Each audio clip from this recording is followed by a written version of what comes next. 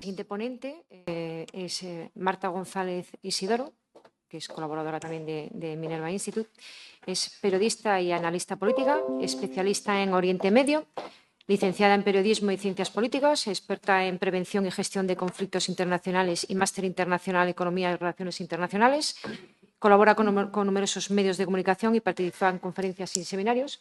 Y hoy nos va a hablar sobre el antisemitismo islámico y el impacto de la hermandad musulmana. Muchísimas gracias, Marta, por venir.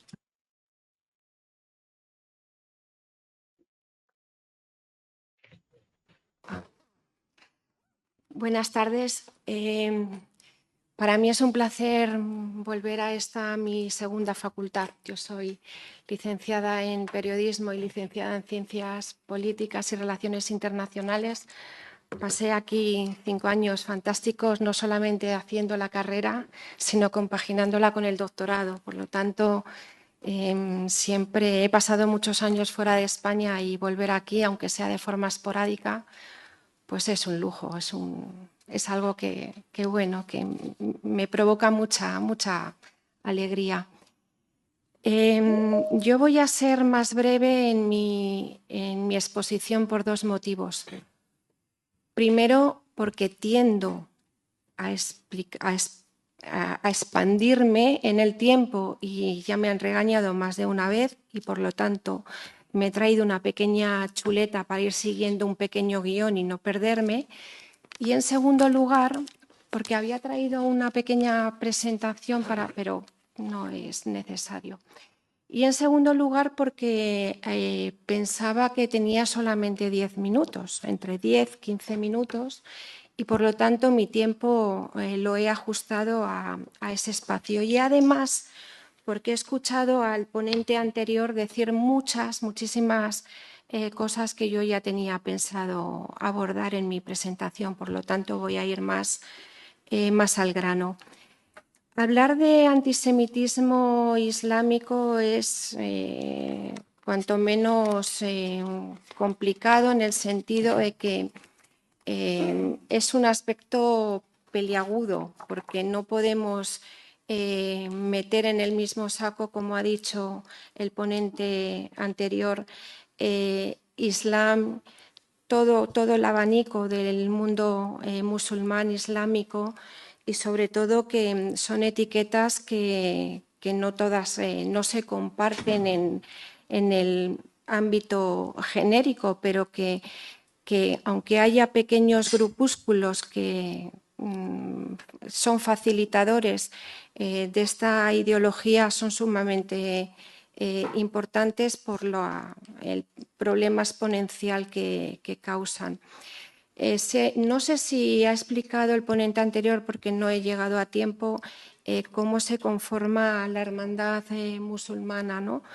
Pero sí es verdad que considerados como un grupo políticamente reformista y moralmente conservadores, los hermanos o la hermandad musulmana, que es a la que me voy a referir, han sabido esconder o disfrazar muy bien su mensaje originario, que es el Islam como la solución, para adaptarse, para complementar un régimen parlamentario constitucional en los diferentes países en los que operan, con más o menos transparencia, con un Estado civil de bases islámicas, que es lo que ellos tienen en su carta fundacional. Ahora bien, el ideario de fondo de los hermanos musulmanes les imposibilita su juego, o sea, su entrada en el juego político-democrático, porque sus bases no son democráticas en el sentido de cómo las entendemos nosotros. Son la más extendida e influyente organización fundamentalista e integrista en el mundo musulmán, y como se ha venido explicando en la ponencia anterior, son los padres de los movimientos radicales y de algunas organizaciones terroristas y grupos terroristas. De hecho, el fundador de la yihad palestina, de la yihad islámica egipcia, también de la Palestina, pero la yihad islámica egipcia y número 2 de Al-Qaeda, Ayman al-Zawahiri, es miembro de esta formación. Tenemos como un pensador importante, fundamental, al jeque Yusuf al-Qaradawi. He estado leyendo una biografía de él hace muy poquito que no está publicada en español y me alegro de que la hayan publicado en inglés porque está en hebreo. La ha escrito uno de los máximos especialistas en ese país sobre la hermandad musulmana y explica muy bien el origen ideológico de Yusuf al-Qaradawi, que si lo saben falleció en septiembre de 2022 en Qatar a los 96 años. Y este hombre que fue líder espiritual de la hermandad es importante porque fue uno de los jeques, de los maestros jueces suníes. No sé si saben que en el mundo islámico el grupo de jueces, que son las personas dentro del mundo suní que pueden establecer leyes dentro de lo que es la tradición alágica, son muy pocos, son muy escogidos. Y este personaje, este señor, era uno de esos miembros, de esos jueces principales. Por lo tanto,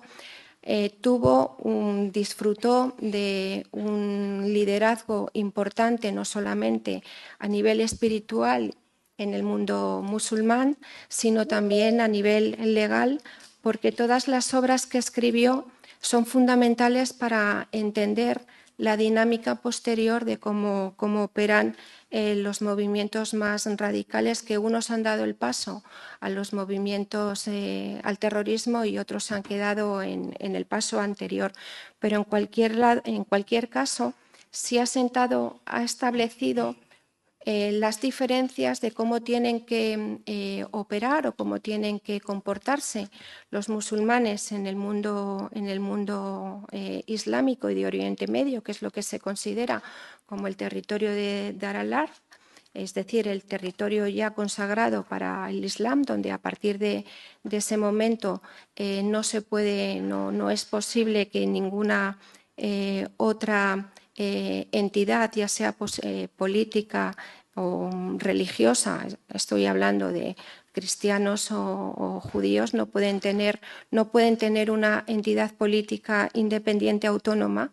No podría haber un Estado cristiano en Oriente Medio, no podría haber en la zona del Golfo, se cuestiona el Estado judío de Israel precisamente desde esa ideología de que es un territorio, una tierra ya consagrada al Islam. Pero, sin embargo, en cuanto a cómo tienen que actuar los musulmanes en territorio europeo occidental, les da pautas para que vayan, como decía el ponente anterior, siendo poco transparentes a la hora de explicar los fundamentos de su ideología y de cómo actuar en los colegios, en las instituciones públicas, con poca transparencia, pero siendo muy fieles al mensaje original. De hecho, este personaje es importante porque en los años 90 estableció como una ley alágica, la posibilidad de consagró de forma alágica los atentados suicidas, una práctica que luego, por medio de una fatua en 2016, retiró porque fue pragmático, porque pensó que en ese momento ya el movimiento palestino, Hamás, que era su alma mater, porque él fue miembro espiritual de Hamás, disponía ya de cohetes y por lo tanto no era necesario la autoinmolación de sus miembros. pero también es conocido por sus actitudes muy antisemitas, en el sentido de que llegó a cuestionar o a definir el Holocausto como un castigo divino que recibieron los judíos. Y aquí voy a retrotraerme en el tiempo, porque es verdad que que Al-Qadawi es probablemente uno de los políticos y pensadores más influyentes en la actualidad, y sobre todo en la actualización del mensaje originario de los miembros fundadores, de Al-Banna, de Yusuf de Qutb o de Al-Ajmin al-Husseini, por ejemplo, entre otros, que son a los que me voy a referir, y probablemente sea la persona o el ideólogo que más impacto va a tener en el futuro en el mundo islámico radical. ¿De qué hablamos cuando nos referimos a antisemitismo y sobre todo antisemitismo en el Islam? No voy a entrar en el tema del antisemitismo, porque es un tema muy amplio y daría para una conferencia entera, pero para resumir de forma muy rápida, en el mundo occidental, en el mundo musulmán, el rechazo al judío, la judeofobia, que lo voy a explicar un poquito más adelante, y que tiene también raíces religiosas, tiene un componente completamente distinto a cómo se ha ido percibiendo en Occidente. En Occidente, para entender, digamos, el papel que juega el antisemitismo o la judeofobia en la historia política de Occidente, nos tendríamos que remontar no solamente a años, a siglos, sino probablemente al origen mismo de la Constitución, del origen, por decirlo de alguna manera, del mito fundacional del judaísmo. No voy a entrar en temas religiosos, de si recibieron las leyes de Moisés por mano divina o fue un mito, no voy a entrar en eso, pero lo que sí está constatado es que la ley fundamental en la que se han ido basando el pueblo judío a lo largo de la historia es una idea muy radical, muy revolucionaria para los tiempos en los que ha ido viviendo y en las sociedades en las que ha estado viviendo. Todos los hombres somos hijos de Dios. En su cosmovisión nos ha creado a semejanza. Todos tenemos derechos, estamos imbuidos de la misma dignidad, y eso significa en el plano político, con las leyes de Moisés, que no solamente son leyes éticas, morales, religiosas, sino que eso tiene una traslación política, en el sentido de que ha ido sentando con a muy largo plazo, desde luego, las bases de la separación de poderes, de la democracia tal y como la conocemos, de la libertad, de los principios de libertad, como los conocemos ahora. Es verdad que la raíz también la asume el cristianismo, la asume también la base de toda la tradición greco-romana en Occidente. Pero los momentos de discriminación a lo largo de todos estos siglos, que se pueden considerar como judeofobia o judeófobos, tienen una raíz eminentemente religiosa, y es a través de una serie de estereotipos que luego se van a ir transmutando o cambiando o modificando a lo largo del tiempo, y que son pues, el mito de la riqueza judía, el mito de la teoría de la conspiración, de que hay una mano oculta que está detrás. En la Edad Media envenenaban pozos. En los tiempos modernos hablamos de la conspiración de los sabios de Sion. Después tenemos más adelante el salto con el nazismo, etcétera. Luego tenemos también el mito también de la responsabilidad colectiva o de la doble lealtad. Esto lo nombro y es importante porque es un pensamiento que lo va a asumir después el Islam radical, porque lo va a modernizar. Por lo tanto, no, lo que estoy diciendo que sirve para el mundo occidental sirve también para el mundo musulmán. En 2000, hace unos años, participé en Viena en una conferencia y expliqué por qué es importante desafiar el antisemitismo en el Islam y en el Islam radical, y sobre todo qué consecuencias tiene a nivel de política exterior, y eso lo voy a nombrar un poquito más tarde, pero es que es importante entenderlo porque no es algo que queda en el pasado, sino que nos implica en las sociedades actuales y sobre todo tiene consecuencias a nivel político y geopolítico también.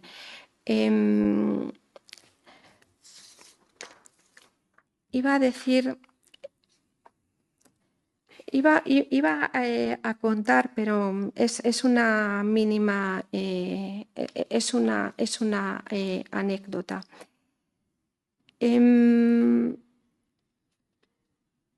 Generalmente, ¿qué es lo que distingue cuando hablábamos de judeofobia?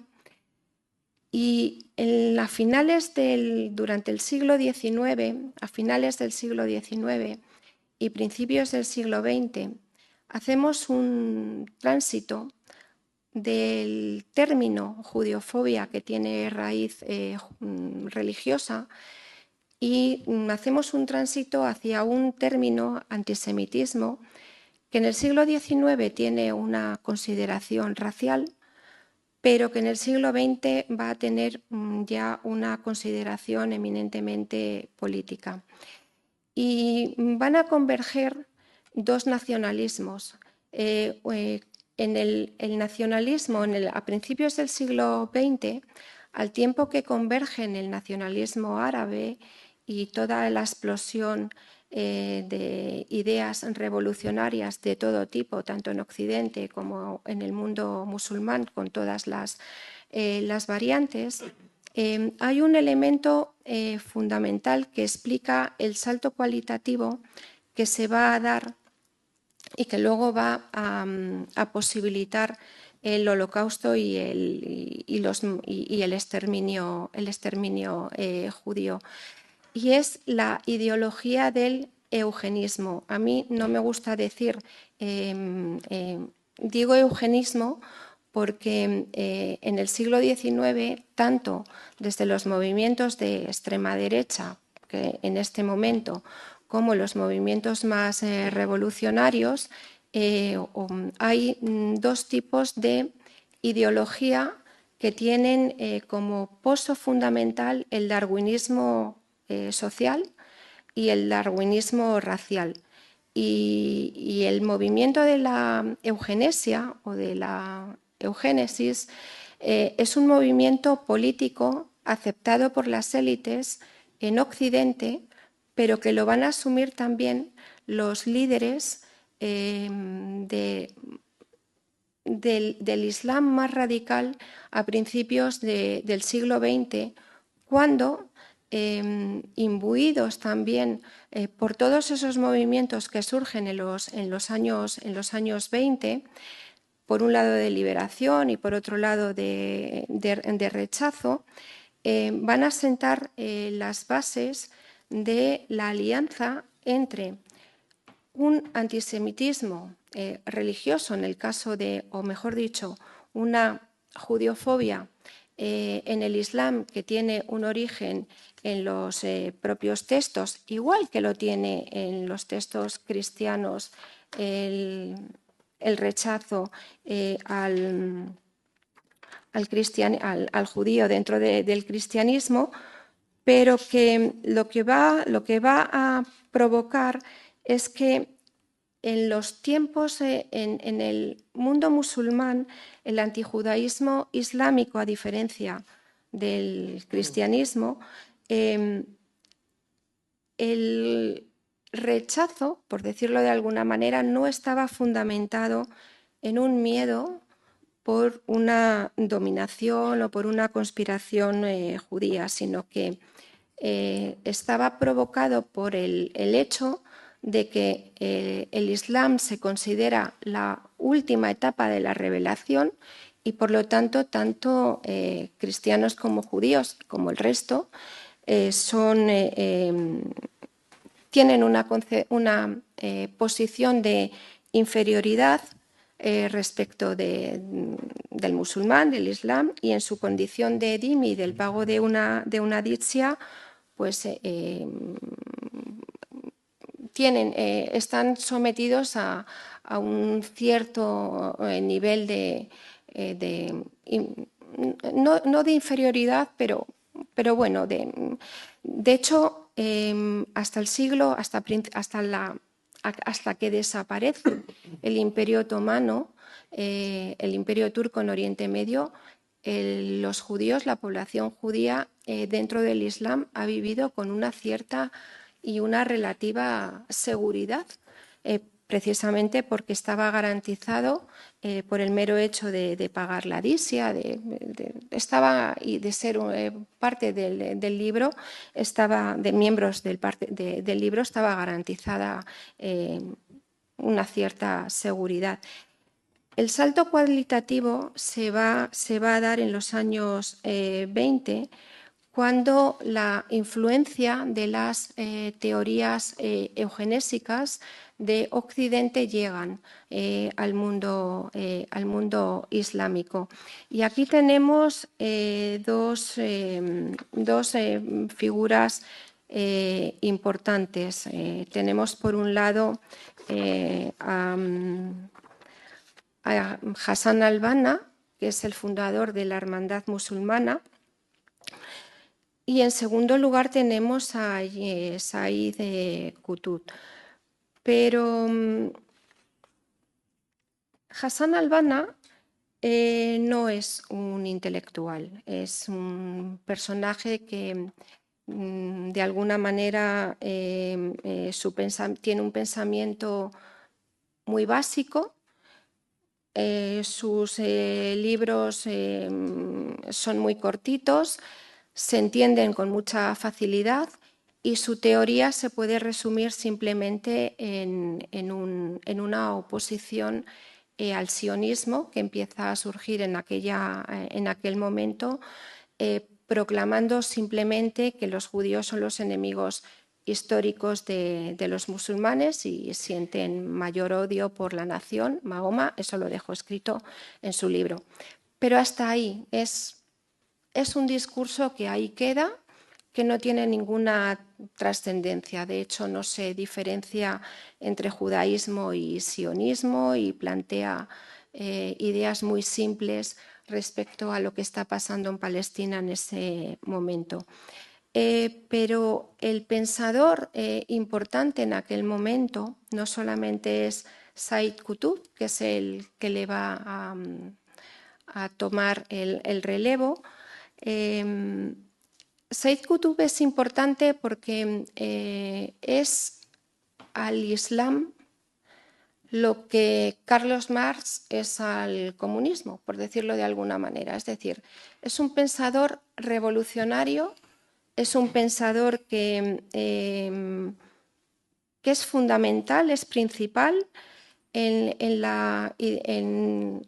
sentar las bases de lo que luego va a ser el Islam revolucionario, que no tiene por qué derivar necesariamente a movimientos radicales violentos, pero Él con el tiempo sí va a radicalizar su discurso, no solamente contra los judíos, sino también contra los estados musulmanes que considera impíos, porque en el pensamiento del Islam radical, todos los estados musulmanes que no siguen la línea de la marcada por sus fuentes pertenecen a la época de la Yahilía, es decir, están perdidos y bueno, lo que tienen que hacer es reconducirse en la senda. Hay una obra fundamental de Qutb. Escribió muchas, su obra es ingente, pero escribió una que es importante para entender cuál es la posición actual, que es Marakatuna Malal Yahud, que es nuestra lucha con los judíos. Sus líneas argumentales sorprendentemente muestran una continuidad o líneas muy transversales con lo que va a ser la ideología nazi en tiempos de guerra, con la diferencia de que estaba esto. Luego yo, si tienen alguna pregunta, lo explico con más tiempo. Con la diferencia en que estaba anclado o más arraigado en el Corán y en los comentarios islámicos. En este libro se sientan las bases futuras de lo que va a ser el pensamiento o la idea sobre no solamente los judíos, sino también sobre el futuro Estado de Israel, porque dice que los judíos son los enemigos del Islam y lo son por eternidad desde el siglo VII. Por lo tanto, lo dice textualmente, son malvados, pérfidos, engañan, conspiran, el sionismo es la destrucción del credo del Islam. Estamos en un círculo vicioso de estar continuamente anclados en la idea de un pasado idílico con las motivaciones nuevas de todas las ideologías, ya sean eugenésicas o ideologías radicales que vienen de Occidente con todo el mito ya que nos viene desde la época desde los textos fundamentales que son los sabios los protocolos de los sabios de Sion, y luego después Mein Kampf, mi lucha de Hitler. Y esto es importante porque hoy, incluso hoy en las escuelas, en muchas escuelas, se encuentran, yo tengo la documentación, no me estoy inventando nada, muchas escuelas, no solamente el libro de Qutb, es que los protocolos o Mein Kampf son libros de referencia. Por lo tanto, ahí tenemos un problema como lo teníamos también en la época nuestra, en los primeros años, hasta que al final se empezó a filtrar el tipo de contenidos que llegan, que yo no digo que haya que censurarlos, todo lo contrario, pero creo que hay que ser muy cauto a la hora de dejar con libertad textos que sin explicar el contexto, sin explicar qué hay detrás de esa ideología, sin analizarla, ¿no? Y luego, además, que estamos viendo en una ideología recurrente que no solamente que este texto toca todos los puntos básicos del antisemitismo del libro, sino todos los estereotipos clásicos, pues la mano oculta, la teoría de la conspiración, todo lo que he dicho detrás.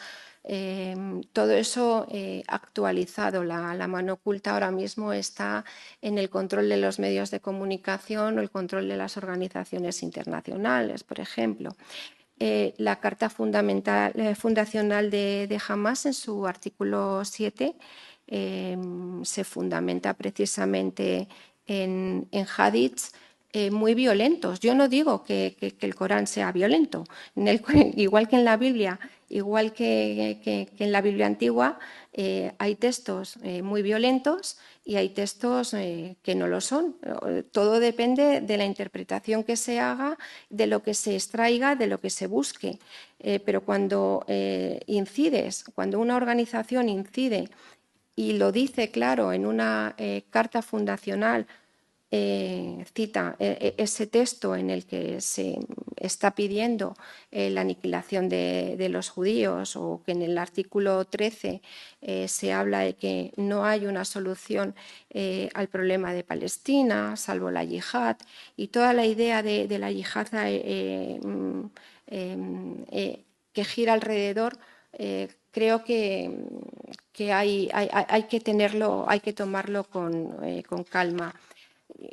Hay un autor, yo todo esto me lo estoy dejando porque además voy a escribir un artículo, lo voy a dejar.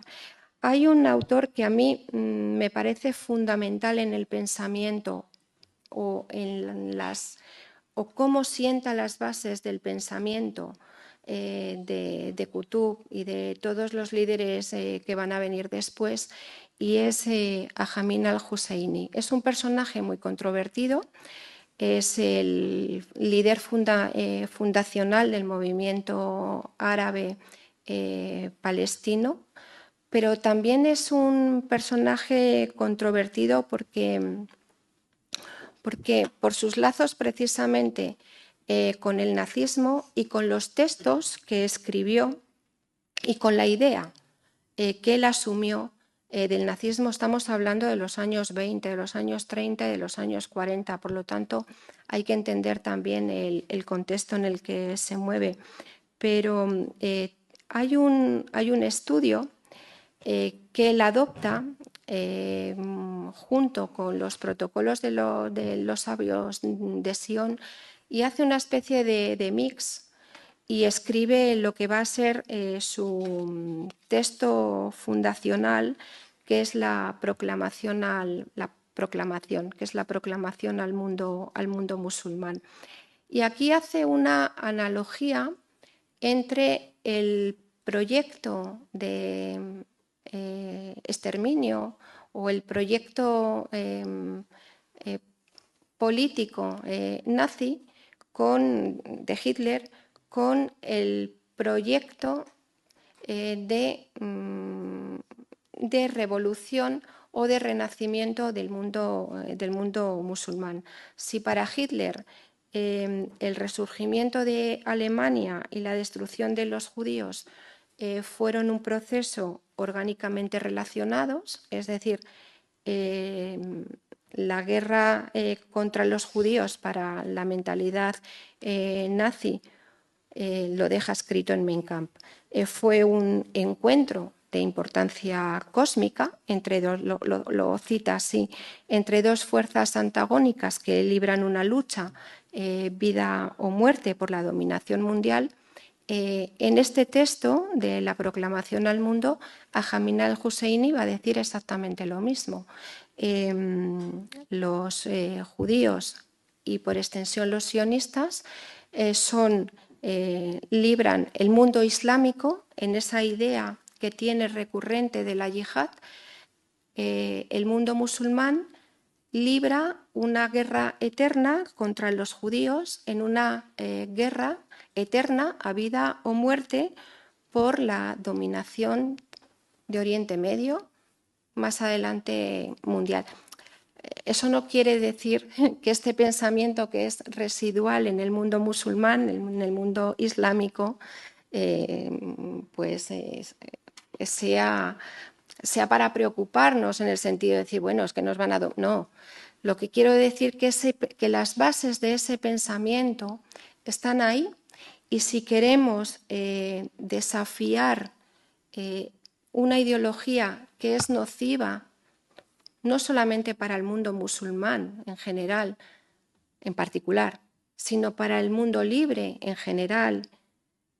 Y además que es importante desafiarlo porque pone en tela de juicio el concepto de libertad, no ya como se entiende en Occidente, sino como se entiende también en el mundo musulmán, con todas las variantes que hay, es necesario entenderlo y abordarlo. Y es necesario abordarlo desde un punto de vista, primero, del conocimiento. Se tiene que conocer cuáles son las bases fundamentales de una ideología que es lesiva para la dignidad del ser humano, de cualquiera.